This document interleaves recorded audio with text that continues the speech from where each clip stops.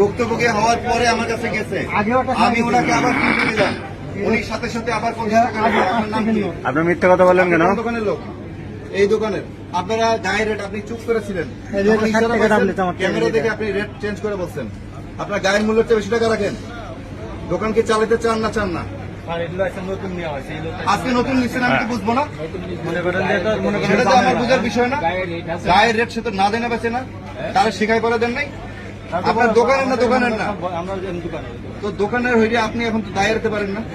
সেই হাতের টাকাগুলো কার? ওনার ব্যক্তিগত না দোকানের টাকা? তো 5 টাকা করে বেশি বেচতেছে উনার কি গাড়ি কয়টা মাথা? মালিকের অনুমতি ছাড়া কি করতেছে? মালিক অনুমতি ছাড়া কি করতেছে? আপনি বাইরে আসুন, বাইরে আসুন। সে কি একা চাইলেই কোনো কিছু দাম চাইলে 15 টাকা বেচতে পারবে? তাহলে বছর 5 টাকা কম করে বেচতে পারবে মালিকের অনুমতি ছাড়া? তাহলে মালিকের অনুমতি নিয়ে 5 টাকা বেশি বেচতেছে। আসলে আপনার নাম কি? হ্যাঁ মারুফ, আপনার নাম কি? হৃদয়।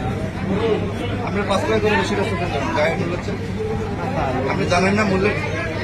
সে তো আপনার অনুমতি ছাড়া 5 টাকা বেচতেছে না, যে চুপ করে 5 টাকা বেশি বেচ। 2 বার উনি কিনে নিয়ে ধরা খাওয়ার পরে আমার কাছে অভিযোগ দিচ্ছে, আমি ওনাকে নিয়ে আসছি। কেমনি আমি নিয়ে আসছি?